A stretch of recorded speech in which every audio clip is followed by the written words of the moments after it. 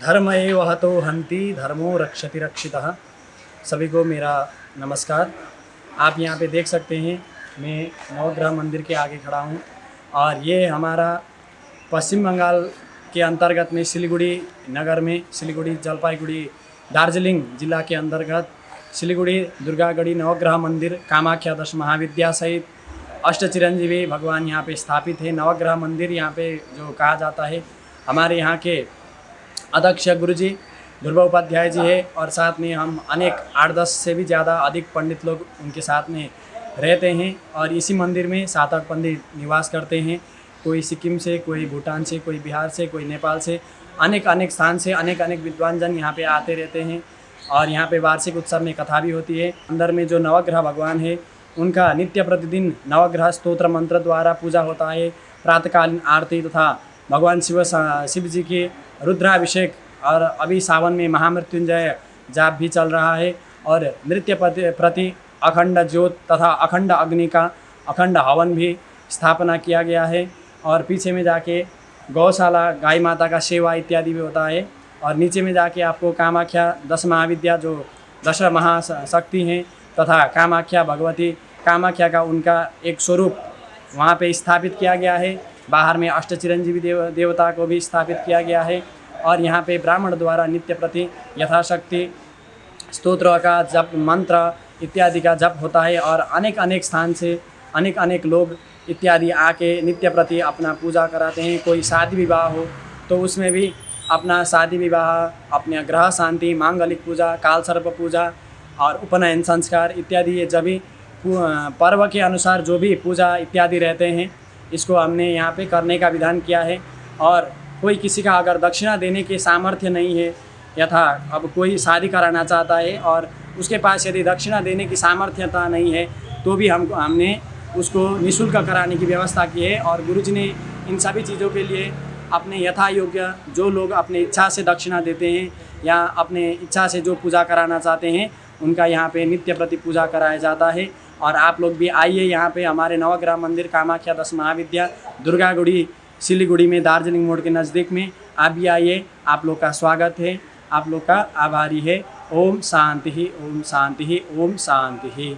ओम सर्वे भवन्तु सुखिनं सर्वे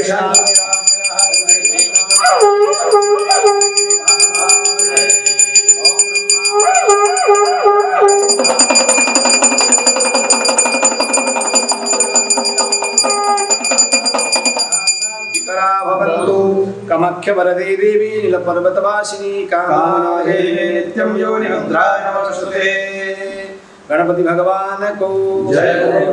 गुप्तेश्वर महादेव गोरखकारी नवग्रह धाम दश महाविद्या कामाख्या मंदिर सिलीगुड़ी दार्जिलिंग मोड़ दुर्गागढ़ी स्थापित 2003 साल फरवरी वसंत पंचमी की शुभ अवसर पर इनका नवग्रहों का स्थापित किया गया।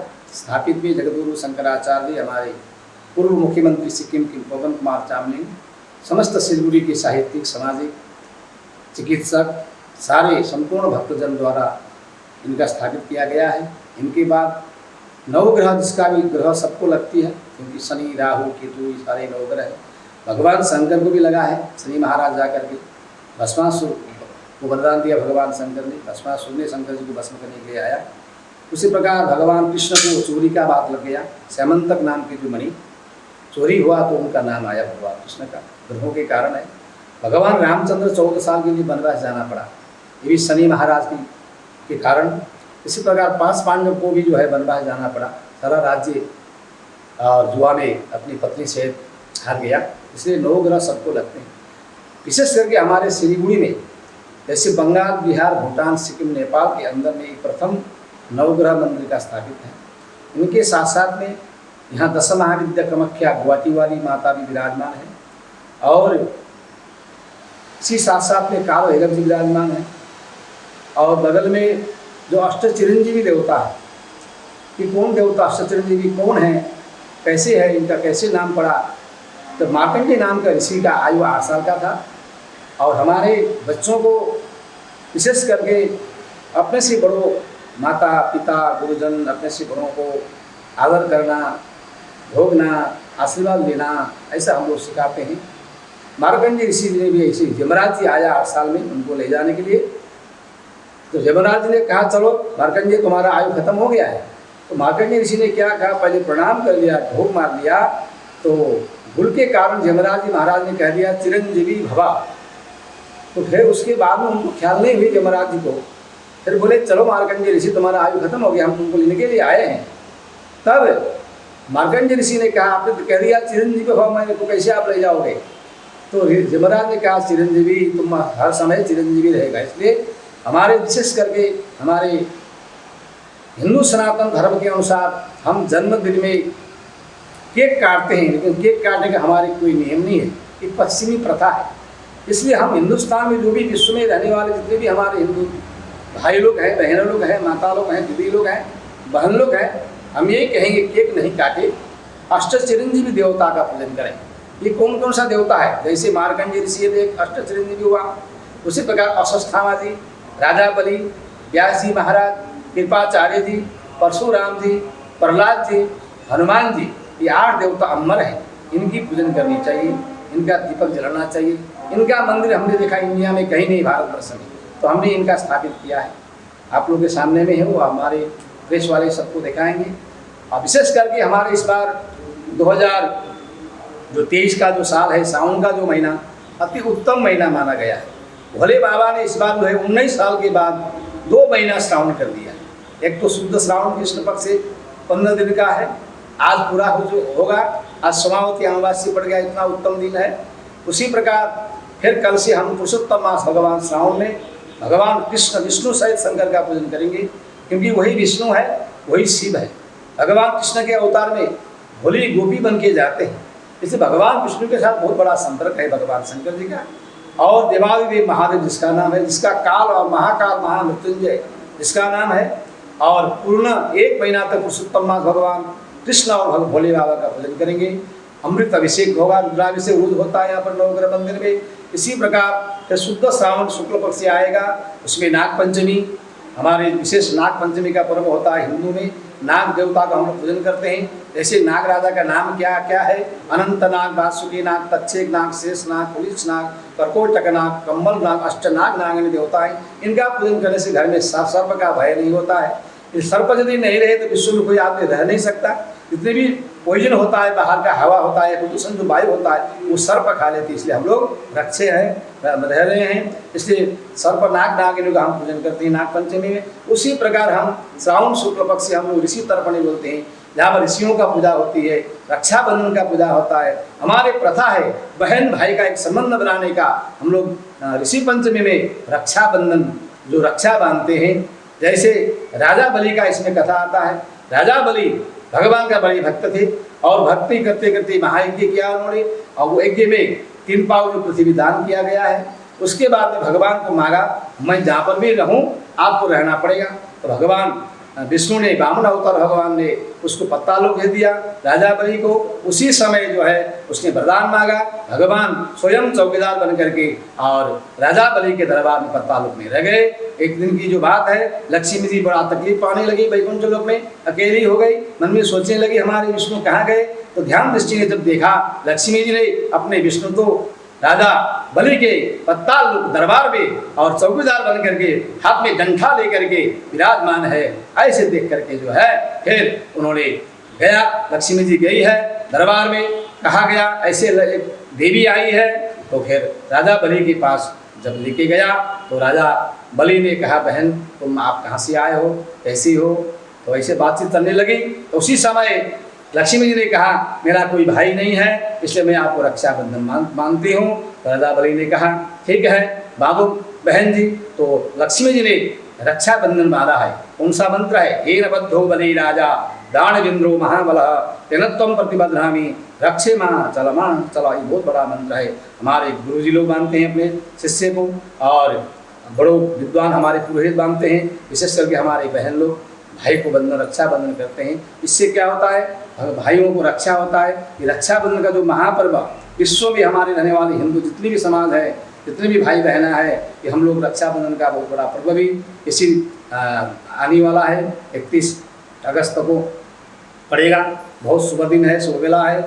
इसलिए हम सभी इस न्यूज़ को देखने वाले जितने भी भाई बहना हैं, माता हैं और भाई लोग हैं, जो भी इस गुप्तेश्वर महादेव नवग्रह मंदिर में कोई यदि आ सके तो बहुत बढ़िया, नहीं भी आ सके यही यहाँ का जो आरती, यहाँ का पूजा आप देख करके हाथ जोड़ के प्रणाम करें, अवश्य आपको फल प्राप्त होगा, आपके परिवार में सुख समृद्धि रहेगी। हमारे राजेश अग्रवाल यहाँ पर बैठे हैं, उनके धर्मपत्नी हैं, इन्होंने आज महामृत्युंजय का महायज्ञ परिपूर्ण किया है। इसी प्रकार हमारे विद्वान लोग यहाँ पर बैठे हैं, सभी विद्वान द्वारा यहाँ पर रोज महामृत्युंजय, रोज रुद्राभिषेक का पाठ पूजा होती है। सभी भक्त लोग आएँ और दर्शन करें, अपने जीवन को धन्य बनाएं। और इसी के साथ साथ में सभी को इस चैनल देखने वाले जितने भी हमारे भाई बहन माता पिता हैं, सबको शुभकामना और शुभेच्छा। सब आप परिवार में हंसी खुशी रहे, आनंद रहे, आपके परिवार में, आपके भाई भाई में प्रेम भाव रहे और सुख समृद्धि रहे, व्यापार में उन्नति हो, दिन दुगुना रात चौगुना हो, परिवार में हरा भरा रहे। यही शुभकामना के साथ में हम अपनी वक्तव्य अपने प्रवचन को यहीं विश्राम करते हैं। बोले नवग्रह देवताओं की जय। नवग्रह मंदिर जो दार्जिलिंग में स्थित है, ये बहुत ही फेमस मंदिर है सिलीगुड़ी का। इसमें हमारे मेन मुख्य पुजारी जी हैं श्री पंडित दुबेबाजी जी। आज सिलीगुड़ी में जो भी बड़ी बड़ी पूजा होती है, चाहे कहीं भी हो, कोई बड़े अनुष्ठान होता है, सब जगह ये प्रेजेंट रहते हैं। इनके यहाँ पे पूजा बहुत ही विधि विधान से की जाती है। हम लोग भी हर साल ही कोशिश करते हैं यहाँ पे कोई ना कोई पूजा कराए। इस बार भी हमने एक महामृत्युंजय का और ये पूजा कराई थी, मंत्र करवाया था 1.25 लाख जाप।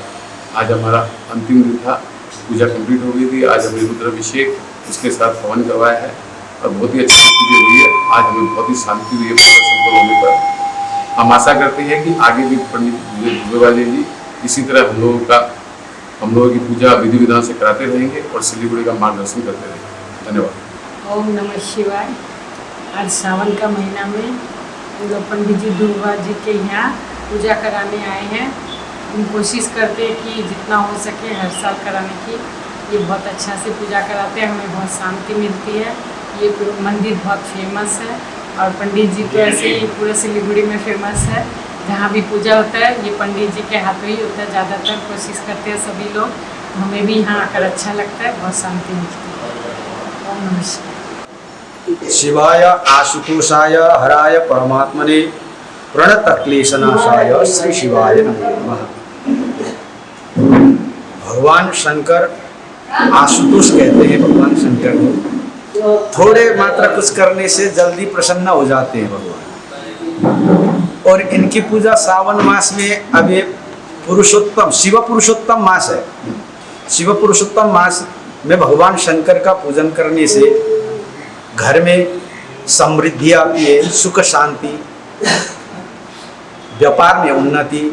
इसके लिए हम पूजा करते हैं। हम सभी सिलीगुड़ी वासियों के लिए दैनिक रूप से प्रातः 5 बजे से 7 बजे तक दैनिक रुद्राभिषेक चल रहा है। सावन मास जब से शुरू हुआ है और ये अधिक मास मिला के पूरा 2 महीना है।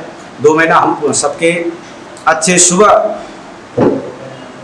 शुभ चिंतक होने के साथ साथ हम पूजा कर रहे हैं। सबकी उन्नति हो, सबकी प्रगति हो, रोग कष्ट ना आए किसी को, इसी ध्येय से हम पूजा कर रहे हैं। हमारे साथ हमारे गोविंद पंडित जी है, कृष्ण पंडित जी है और गोपाल पंडित जी, गणेश पंडित जी लगायत सारे पंडित जी, शंभु शरण उपाध्याय जी के साथ हम सारे पंडित जियों के साथ मिलके हम दैनिक रुद्राभिषेक हो रहा है।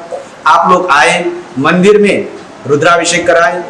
अगर नहीं कर सकते, मंदिर आ नहीं सकते, असमर्थ है, तो आप अपने घर में से दर्शन करें, न्यूज़ के माध्यम से, चैनल के माध्यम से।